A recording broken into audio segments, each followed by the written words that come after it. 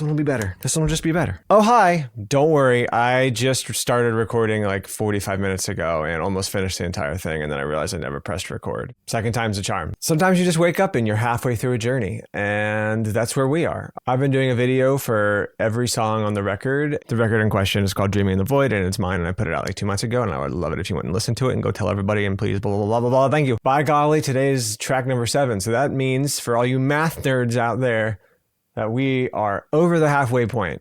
Oh, and by the way, I'm Arcade Island, or Alex, and I make music as Arcade Island, and the structure is in shambles. Last week's track was Hemophilia, and today's is Last Prayer. It's the last one.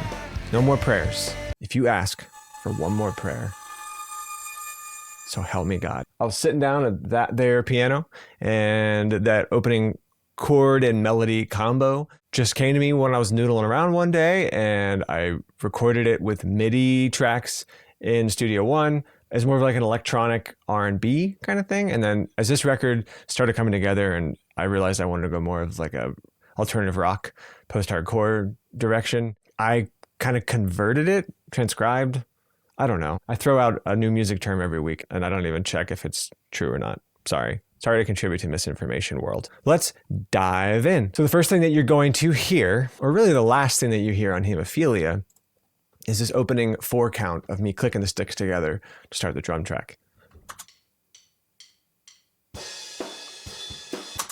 Just through the room mics that I had set up. That 4 count was in there the whole time. I mean, like, I never thought to myself, I'm going to take this out. I wouldn't even say I liked it artistically or anything like that. I just didn't take it out. Very, very close to the end of recording all these songs, I realized, hey, that'd be a cool way to transition into the songs. And then when the record was being mastered by Steve Kilpatrick, I just instructed him, hey, make the songs start like right as the ensemble comes in, but leave that 4 count at the end of Hemophilia. And that's pretty much it. As I say on every single song, I'm not going to go into the details of every single element of the drums. It would just take forever.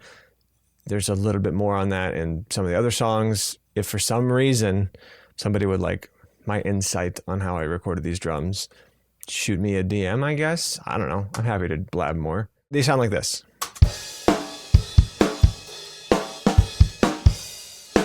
You can actually hear some gate problems there. That's just a mistake that I never even noticed. Oopsies. But hey, you can't really tell in the full song, so it's not the end of the world. And then we have bass just playing root notes, and again, just like every other song, this is DI, basic stack that I start with. It's basically copied and pasted in just to save time, and then I'll fine tune it depending on the song and what it needs.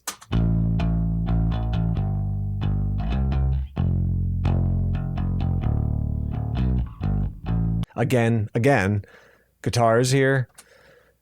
Same deal on every other song. I go into more detail on Leviathan if you want to hear more about it, but it's 2 performances, left and right, and then each performance was recorded twice simultaneously, one being recorded via amp, and then simultaneously via direct input. And when you put them together, and then put both performances together,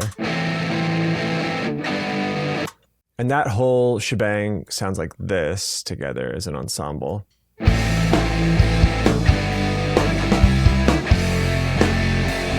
And then we have this melody here.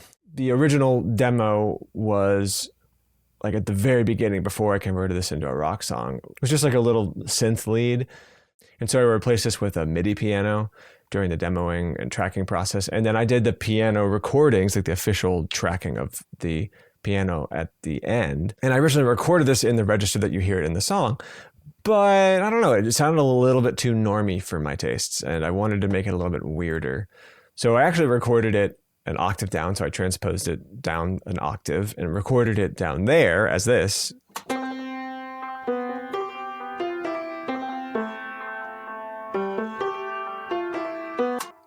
And then I ran it through Melodyne, which is generally for like vocals and things like that. And I took the entire performance and then just dragged it up a full octave.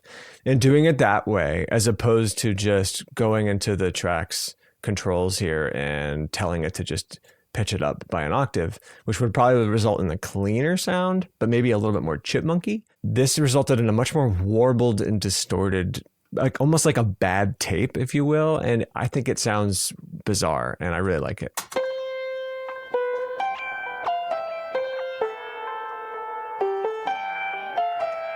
It just gives it more character and makes it stand out a little bit more, which I think is important.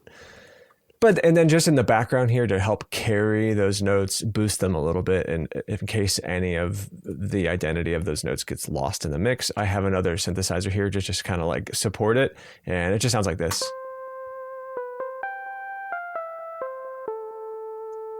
And you can barely hear that when it's mixed against the primary piano lead.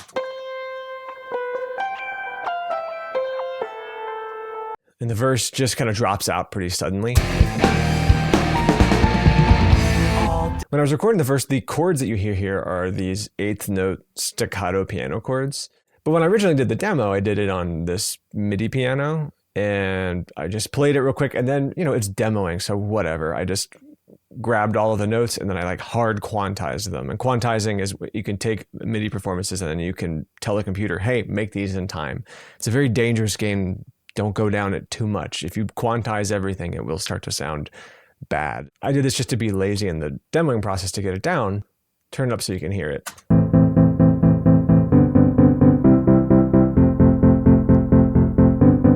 And I don't know, as I was listening to it the whole time through the demoing process, fully intending to go through and actually play that on my piano as eighth notes, like staccato, which I did that on a Christmas song I did a couple years ago called Frozen in Time. But I started to like the sound of the artificiality of it. It sounded a little bit more unstable and it sounded more urgent than if I was playing it more naturally. To achieve that with a real piano recording, I basically treated it like I was chopping up a sample. So I recorded each one of these chords individually. I could just let it ring out, took my hands off the keys, then moved to the next one, played it, took my hands off the keys. Then I took each one of those chords, put them in their respective places along this progression, and then I just copied and pasted and looped it. And the end result is this.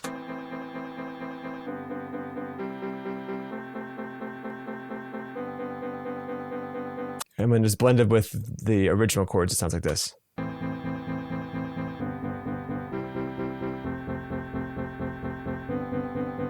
It is odd that something that's made inside a computer, like MIDI performances, we work really hard to make them sound more natural and organic and imperfect. Whereas then it's funny that sometimes what sounds really cool is you take a natural and organic thing like a live piano with all of its flaws, and then you make it sound more machine-like. And it I don't know, it's an odd juxtaposition. And then for my vocals in the verses, we have a primary lead here. All day talking to silence. I don't know why I can't see the waveforms on it. Oh, they're there. They're just itty bitty. And then a harmony set left and right. So I recorded it twice, sang it twice, and then recorded it left and right and moved it down. All day talking to silence. And then all of these I sent to a bus called Vox Verse, and there I added chorus to all of those signals and then some bus compression to glue it together.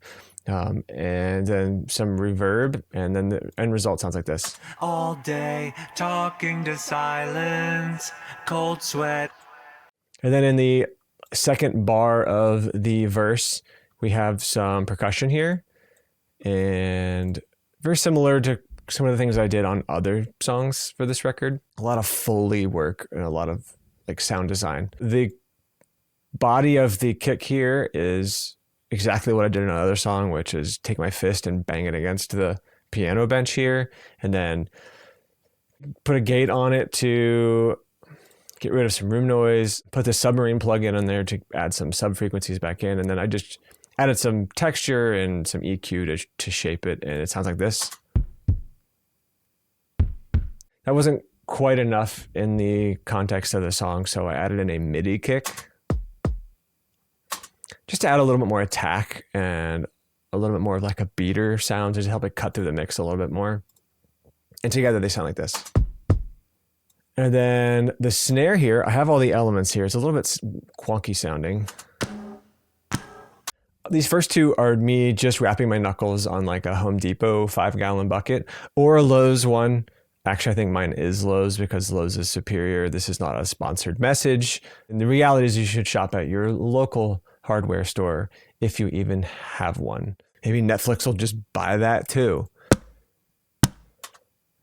I did all of these and I thought that this sounded not weird enough for my liking. And there's a pan here, I don't mean pan left and right. I mean like a kitchen pan that I threw some distortion on just to make it sound a little bit weirder. And then the rest of these are all claps, like just good old fashioned hand claps. And we put that all together. Again, it sounds like this. I just bounced those all out to a track for simplicity's sake. These two are me wrapping my knuckles on the piano bench. And then the shaker here is just my fingers. Is this working? Can you hear this? Anyway, you put it all together, you get this. Which is a rhythm that doesn't come back at any point in the song. And at one point I thought to myself, why do I have that rhythm in there, but the rest of the song has a different rhythm? Who cares? Because guess how many rules there are in songwriting? None. It just has to sound good. We get to the pre-chorus and the bass comes back in. Along with this big washy pad sound that I got from MIDI, and then I bounced it to another track just for computing power's sake.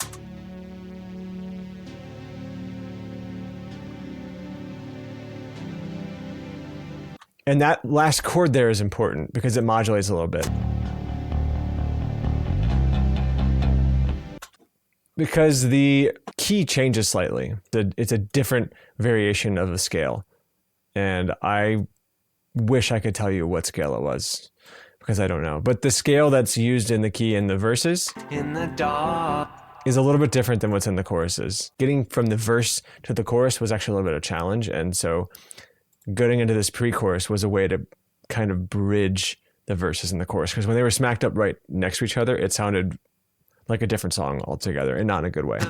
Alrighty, so then we get back into the chorus, and the drums and bass are doing kind of a standard pop punk kind of beat.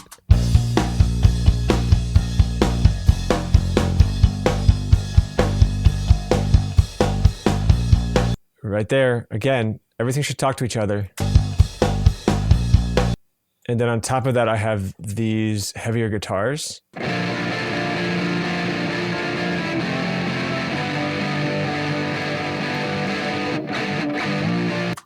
You hear it a little bit in better detail with the DI.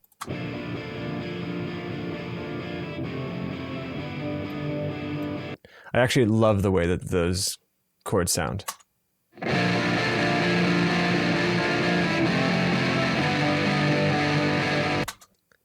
And then up top here, we have this descending. This is a little bit harder to hear in the context of the song too, but this is like this descending string synth sound.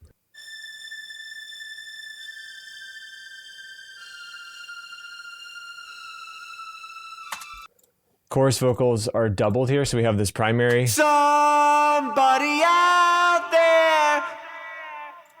Doubled up, so I recorded it twice. Somebody out there. This is my last prayer. And then added some harmonies. Somebody out there. This is my last prayer. And you put them together. Somebody out there. This is my last prayer. And this one has a lot of delay on it. I kind of forgot that that was here, to be perfectly honest. Those are all going to a bus, as you might have guessed. So I just did a little additional EQ and some bus compression to glue it together. But then, you know, I have quite a bit of space on it. I mean, look at the reverb on this. I mean, when you take it off, you see how dry it sounds. Somebody out there. It probably would have been okay with that. Let's see what it sounds like with, we're doing a little experiment here. Let's see what it sounds like dry. Somebody out there. This is my let's see how it is with the way that it actually is on the record. Somebody out there. Never mind, I made the right call. And then the post-chorus is just back to the intro.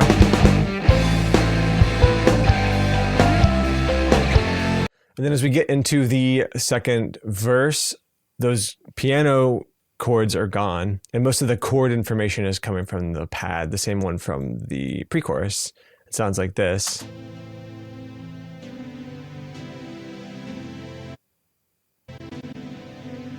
If you've heard the song, you know that this song kind of drops out right there. Dead weight, sinking in reason. And no, I won't swim ashore.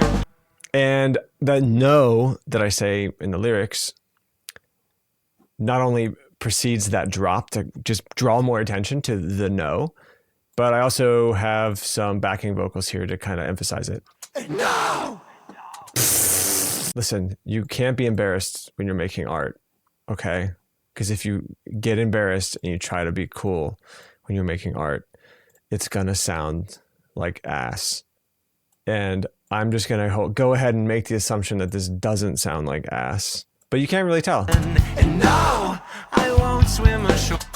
It works, and just bass and drums throughout most of this verse. And then we have this, I think it's in the first verse too, but I've neglected to mention it. But yeah, there's this little syncopated rhythm played on this synthesizer.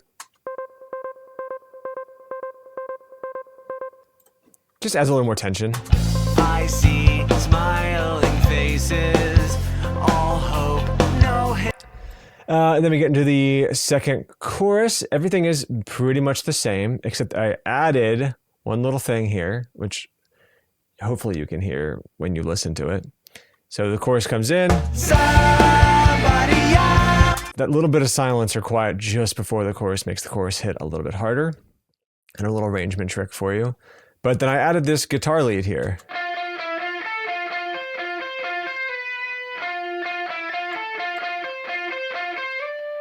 Just helps move things along a little bit. So as we get into the bridge, the song is in common time for pretty much everything. The verse is, of course, intro. And then in the bridge is actually in 3/4 time, or waltz time, if you will. And also the tempo slightly changes a little bit from 130 to 138. It's just a kind of a hard transition, which can be a little tough when you're tracking, when you're recording, because there's no way to like prepare for it or lead into it. You really just have to get the sense of it and get the feel for it when you're playing it, and then just dive right into it. The bass is just playing the steady note here. And there's a clean guitar just playing this.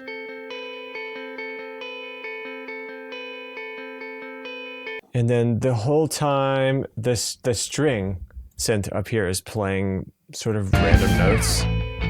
I beg you, show.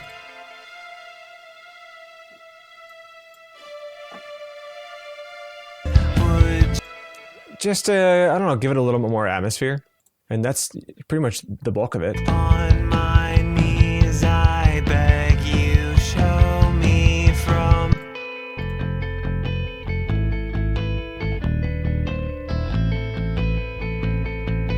I love that little turn that you hear on the guitar part there, and it kind of gets lost in the song a little bit, but I do love it. It was not easy to play that. Right here. The way that upper extension kind of rings out was not really easy to do. My hand was cramping after playing that a bunch. And then the same thing keeps going, but we crank it up a little bit. So some heavier guitars come in, and one of the great things about recording via amp that I feel like you can't get with an amp sim, no disrespect to amp sims, I'm using them here, but I just like to blend them, is, it's a lot easier to get like feedback loops. So if you want that cool, like heavy guitar feedback to ring, that feedback ringing tone, it's a little bit easier to get that with like an overdriven amp than on an amp sim. But anyway, I started that, like, I don't know, a little bit before recording. Just recorded a bunch of it as I was leading into playing it, and then just faded it in.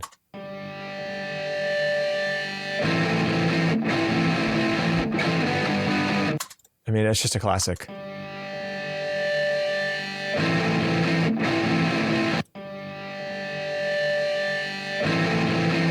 The guitar continues, but I just cranked up the distortion on it.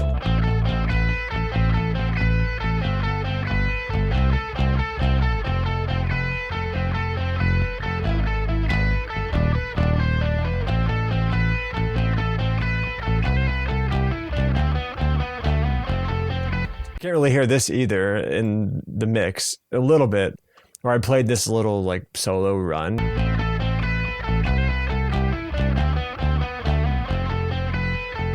Please deliver me from evil. Courage failed this fucking place. I need.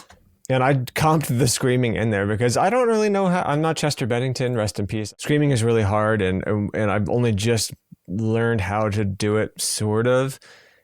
And I don't know how to like sing, like to sing with distortion, and I just don't know how to transition between singing and then screaming and back. So I just sang it normally, and then I went back and I just recomped it in there. This fucking place. I actually threw some extra really like over the top distortion here just to really drive home the fact that this is intense. Then it drops out.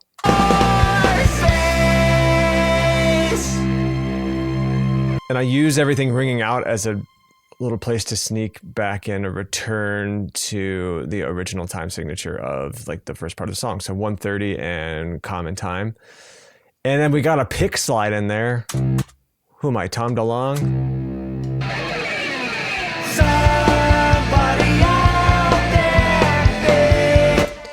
And then that's it. We're back into the final chorus. I think the only thing of note is that the chorus repeats itself, and on that like second repetition or second coda, if you will, I add some ahs in here. Put the bass in there for context.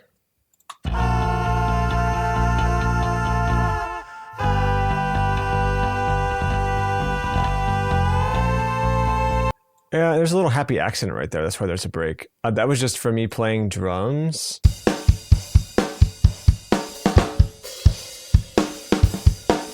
And I just decided to keep it in there, and it was a great place to just add a little break, just to make it more interesting.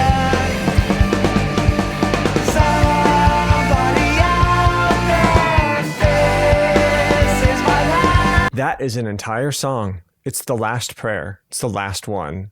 So I hope you enjoyed it because it was the only one you're going to get. I think it went better than the first time. I really think it did. So I'm glad I re-recorded it. Okay, the first one sucked. I hope you enjoyed this. I hope you learned something.